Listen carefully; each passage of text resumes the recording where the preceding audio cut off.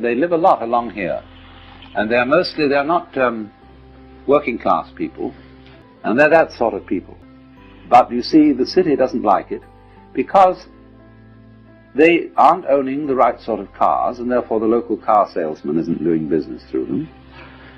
They don't have lawns, and so nobody can sell them lawnmowers. They hardly use dishwashers, appliances of that kind. They don't need them.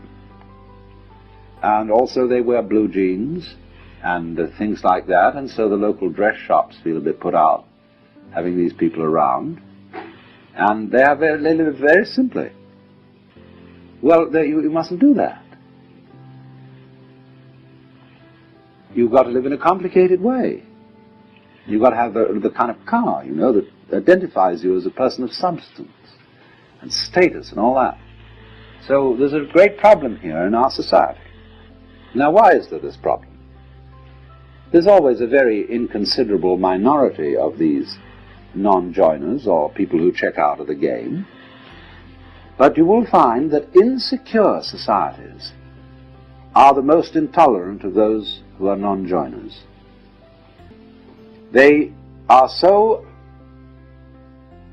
unsure of the validity of their game rules that they say everyone must play. Now that's a double bind. You can't say to a person, you must play, because what you're saying is you are required to do something which will be acceptable only if you do it voluntarily.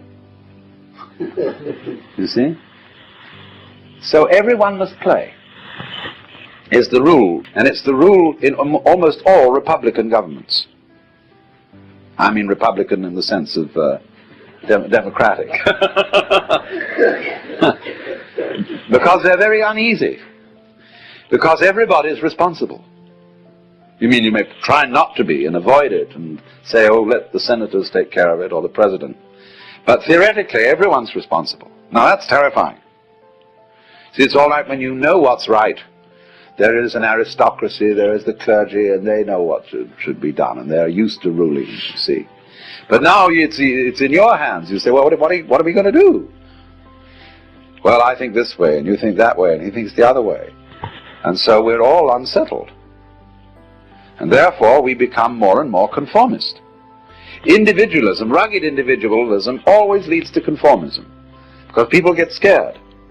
And so they herd together, and compounded with industrial society, mass production, etc. They all wear the same clothes, and they're sensible clothes that don't show the dirt too much, and we get duller and drabber. So the reason for this is, in a way, that democracy as we have tried it started out on the wrong foot. You see, in the scriptures, the Christian scriptures, it says everybody is equal in the sight of God. Now that's a mystical utterance. That means that from the standpoint of God, all people are divine and are playing their true function. And that is something that is true on a certain plane of consciousness. But come down a step and try to apply the mystical insight in the practical affairs of everyday life, and what do you get? You get a parody of mysticism. You get the idea not that everybody is equal in the sight of God, but that all people are equally inferior.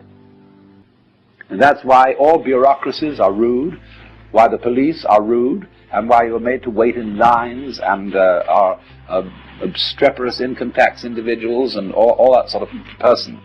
Because everybody's a crook. Everybody's equally inferior. See, that becomes the parody of democracy. And that kind of society, watch out for it.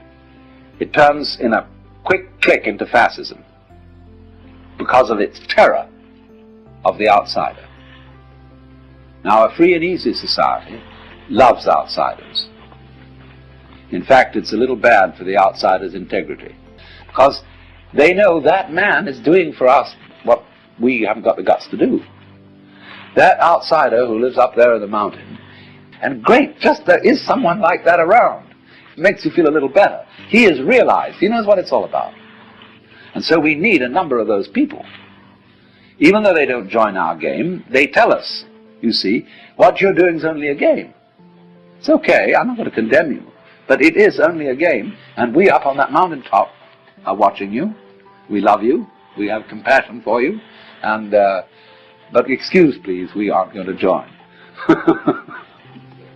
So that gives the community great strength, because it tells the government in no uncertain terms that there's something more than government.